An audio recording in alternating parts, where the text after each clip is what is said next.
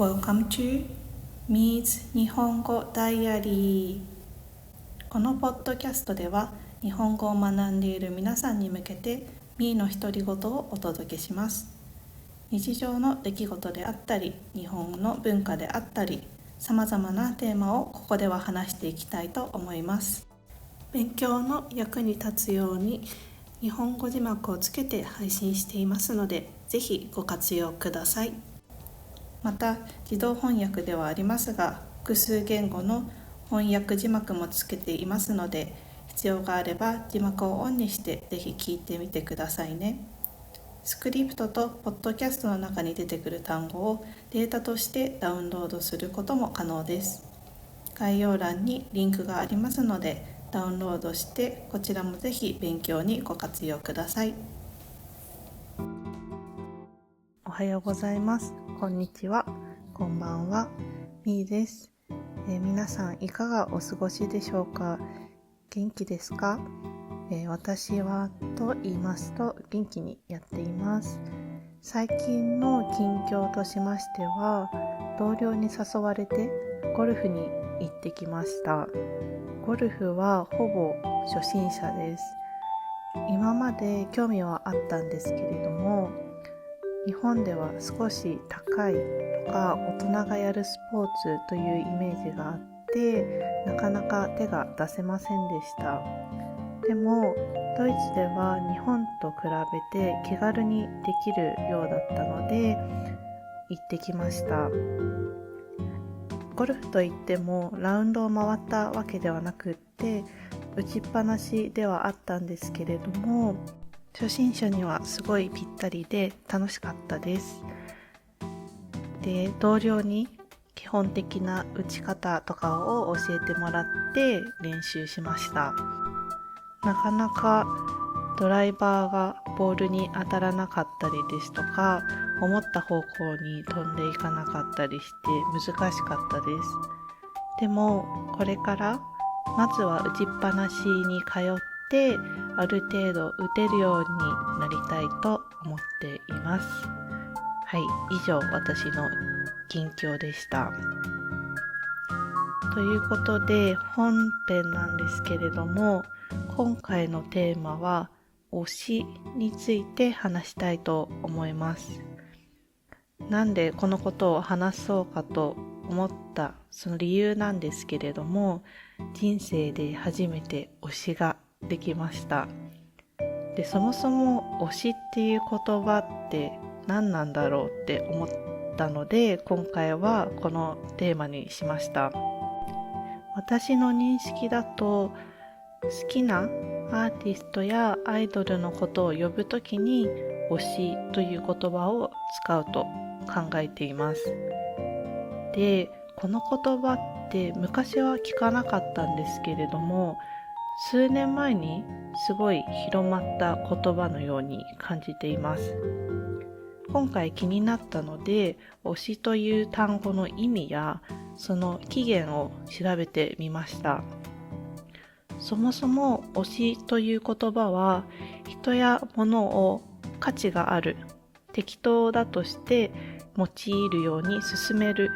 という意味があるそうです。他の言葉では推薦、推進、推奨などという言葉に使われています。好きなアーティストを言う代わりに一言で推しと言うわけですが、その推しという言葉にはただ好きという意味ではなく、それ以外に応援したい、誰かにおすすめしたいというニュアンスが加わるように個人的には思います。調べた限り、この推しという言葉は1990年代、2000年代初めからすでに使われていたようです。ただ、世間では広く認知されていなかったとのことです。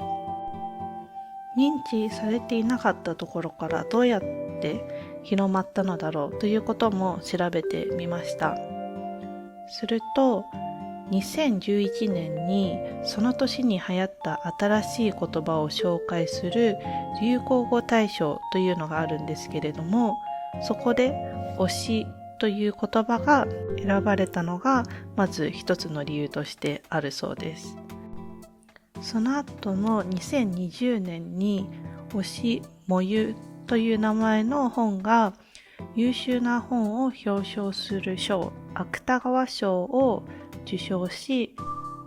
それもまたその推しという言葉がより一層世間に広まったきっかけと言われています。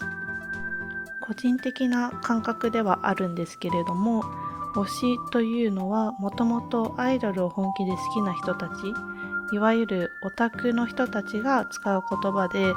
昔は少し使うのが恥ずかしかった印象がありました。ただ、時代を経て SNS などを通じて多くの人が推しという言葉を使うようになって、今では誰もが気軽に使えるポップな言葉になったという印象です。はい、以上が推しという言葉についての簡単な説明でした。次は私の推しの話に付き合っていただいてもいいですか？私の推しはタイムレスの寺西さんという方です。まずタイムレスというのは男性アイドルグループで、そのメンバーの寺西さんを私は推しています。タイムレスはもともと違う名前で5人グループとして活動していました。ただ2人がグループを脱退し、新しくタイムレスという名前で活動していくにあたり、新メンバーを見つけるためのオーディションを去年2024年から今年の初めにかけて行っていました。新しいメンバーが5人増えたのですが、そのうちの1人が私の推し、寺西さんです。オーディションの様子がネットフリックスで見れるんですけれども、友人に勧められて私はそのオーディションを見始めました。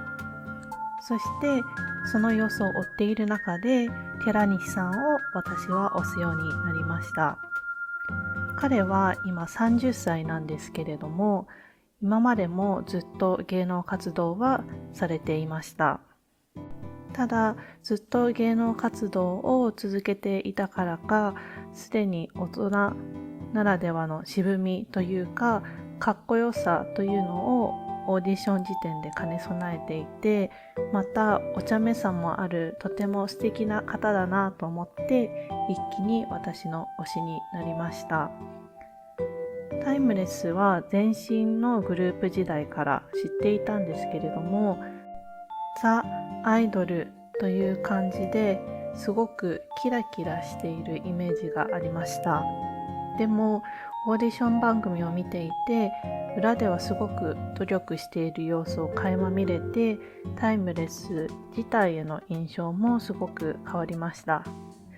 そういう風にファンを獲得するためにもオーディションの様子を公開していたのだとは思いますけれども、まんまとその作戦に私もハマってしまいました。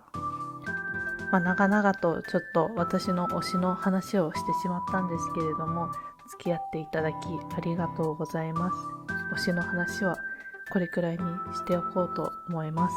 ただ、みーはこれからもタイムレスの寺西さんを私自身初の推しとして応援していこうと